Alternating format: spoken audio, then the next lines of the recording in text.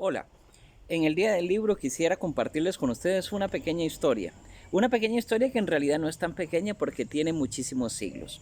No importa cuál es el soporte en el que un libro nos transmita sus ideas y sus emociones. Lo importante es que, especialmente en estos tiempos, es algo que nos permite, como si fueran alas o motores, irnos más allá de estas paredes y poder viajar en el tiempo y en el espacio. Me gusta mucho recordar que en el principio era la oralidad. Los primeros libros eran personas, eran libros de carne y hueso que transmitían a través de la memoria y el sentimiento aquellas emociones y aquellas acciones en un auditorio que se acercaba como en semicírculo en los anfiteatros antiguos. Si hablamos de la antigua Grecia, por ejemplo, los primeros libros eran algo como esto, ¿eh? Eran como cera, ¿verdad? O arcilla, en el cual un estilete o estilos servía para marcar algunas de las palabras o conceptos. Estos conceptos o palabras que marcaban en realidad no tenían el objetivo de ser leídos en voz baja. No, estas tablillas estaban hechas para recordar textos que en algún momento iban a ser pronunciados con un auditorio en vivo. Por lo tanto, aquellos primeros libros, aquellas primeras palabras que sacaban los oradores en las distintas partes estaban hechos para resonar. Sus letras eran para danzar y meterse en nuestros oídos y a través de los oídos provocar emociones y provocar pensamientos. Era una cultura en la antigüedad clásica, por lo menos desde el lado del Mediterráneo, yendo hacia Europa y demás, que entendía su mundo a partir de libros de carne y hueso apoyados por libros de arcilla. Pero mientras eso pasaba, pasaban otras cosas en la cuenca del Mediterráneo y en estas zonas, como por ejemplo en el Antiguo Egipto. En el Antiguo Egipto, el soporte de la arcilla de repente tenía otros elementos y era el vegetal. Ya no era el mineral, sino el vegetal.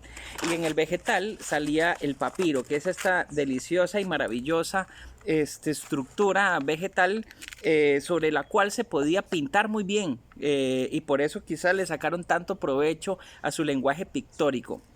Pero además el papiro tenía la posibilidad de tener como gomilla y ser muy fácil que una hoja de papiro se pegara junto con otra y poder entonces hacer soportes como más largos de papiro sobre los cuales escribir. Esta maravillosa estructura sobre la cual la memoria de los egipcios perduraba fue realmente un soporte para estos libros en rollo como estos que por muchos años persistieron. Pero a través del tiempo, junto con el papiro, se fue desarrollando en los primeros siglos pequeñas estructuras de pergamino. El pergamino en realidad se refería a aquellos soportes hechos en piel, así como ahora usamos la cubierta del cuero, ¿verdad? Para forrar los libros. Bueno, los soportes sobre los cuales se escribía eran hechos de piel. Y entonces el pergamino duró muchísimo tiempo también como soporte para los libros antiguos. Pero hay una cosa que es muy interesante. Mira, no me lo traje por acá. Y es el concepto de rollo. Los primeros libros no eran libros como nosotros los conocemos ahora, que es el estilo códex, ¿verdad? Códex o las famosas paginitas que están cosidas al centro y que uno puede pasar de un lado a otro, ¿no? Las primeras formas de lectura en la antigüedad, especialmente en la cuenca del Mediterráneo, era el rollo. Y el rollo permitía pasar así de un lado a otro los textos. Por eso muchos de los textos que conocemos ahora en antiguos, como por ejemplo la Biblia, estaban escritos en rollo. Y estos rollos eran altamente venerados también. Pero ¿qué pasaba en China? Por allá del año 105, después de Cristo, aunque algunos investigadores dicen que eso fue en realidad antes, pero bueno, datado hasta el año 105, se empezó a desarrollar el gran invento que fue como el que desbancó al pergamino y al papiro, y es el papel. Y el papel se fue extendiendo por por nuestro mundo de una manera muy particular. Los chinos, por un lado, fueron llevando este invento a Corea y a Japón, y por el otro lado fueron entrando por el Medio Oriente, allá por el siglo VIII, y en el siglo IX llega a España, y de España pasa al siglo XIII en Italia, y de Italia se hace un reguero, así, ¿verdad? Y así es como el papel se va extendiendo por el mundo occidental hasta nuestros días. Hoy no importa si los libros maravillosos, hermosos y mágicos que nos hacen soñar y bueno, viajar, están escritos en esta forma o están escritos en esta otra, ¿verdad? Que es nuestra manera moderna, ya sea que en una tablet, en un Kindle, en algún soporte digital.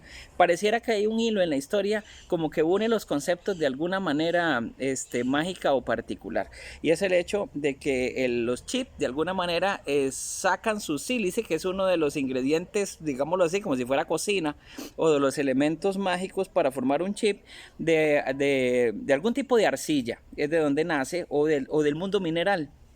Y esto nos conecta con el primer punto de la historia, y es que los primeros soportes de los libros venían del mundo mineral, de las tierras, de las arcillas también. Entonces pareciera como que tenemos dos puntos que se unen, una tabla de arcilla y una tabla de arcilla, de alguna manera también, en los dos extremos de esta historia de los soportes de los libros que nosotros hemos utilizado a través del tiempo. En el Día del Libro también me gustaría terminar contando una anécdota, o más bien un cuento de Japón. Japón es uno de los países que no desarrolló el papel, pero que lo llevó a un estado bastante desarrollado en las técnicas, pero también en la concepción misma del papel, distintas incluso a otro nivel que China. Y es que cuentan que, y esto es real, que hay un pueblo que se llama Echizen, cerca de Tokio, en donde hay muchísimos trabajadores que se dedican en el invierno a fabricar papel de generación en generación por muchísimo tiempo, por muchísimos siglos. Y en este pueblo de Echizen cuenta la historia que hace muchísimo tiempo, más o menos en el año 500 después de Cristo, se dedicaban mucho a la cosecha del arroz. Pero en aquellas tierras que eran escarpadas y con terrenos muy pequeños, el arroz no era suficiente para poner pan en la mesa en aquellas casas y en aquellos lugares. Y entonces cuentan que de repente bajó una diosa que les dijo: aquí no tienen tanta tierra como para sembrar arroz, pero tienen aguas cristalinas, y yo les enseñaré un secreto que nace de la misma pulpa, de la misma sangre, de la misma esencia de los árboles. Y cuentan que ella les enseñó, sacando del extracto de la pulpa de los árboles, a hacer papel. Aquella diosa maravillosa les puso en sus manos una herramienta para ganarse la vida, y pronto aquellas familias aprendieron a hacer papel por las manos de una diosa, a quien preguntaron: ¿de dónde venís? ¿De dónde venís? Y ella dijo: yo habito sobre las aguas del río. Y desde entonces aprendieron que aquella era la diosa de las aguas del río, que les había regalado el arte de hacer papel. Cuentan que desde entonces, en el mes de mayo, cuando empieza la primavera, la imagen de aquella diosa sale en procesión por las puntas de los cerros de aquel pueblo, y luego la llevan a un templete donde permanece en forma de agradecimiento por haberles enseñado ancestralmente a hacer papel. Y es que cuentan que washi, la palabra artesanal para hacer papel, se parece también a otra palabra japonesa, kami, que se utiliza también para referirse al papel, y tiene un mensaje espiritual. El blanco de la hoja de papel simboliza los ritmos naturales de la vida y de la muerte. Y también en algunos lados de Japón, ese velo que cubre en los templos, la distancia que hay entre el tiempo acá, o el espacio temporal, y el espacio espiritual, está marcado por tiras de papel. Pareciera que el papel es un mensaje hacia el espíritu, el paso que nos hace trascender al más allá. Por eso, piedras y árboles que se consideran sagrados también están marcados con tiras de papel. Y así como en el pueblo de Echizen se celebra durante 3 días la fiesta de la diosa del papel, nosotros, sin importar cuál sea el soporte, si es arcilla, si es una tablet, si es pergamino, si es papel, celebramos el Día del Libro, porque lo que importa es aquello que está escrito en ellos, Y más que lo que está escrito en ellos con tinta, es aquello que se inscribe en nuestro corazón, en nuestra mente, cada vez que somos capaces de volar y de viajar con nuestra imaginación y nuestro sentimiento a través de los libros. Feliz día del libro.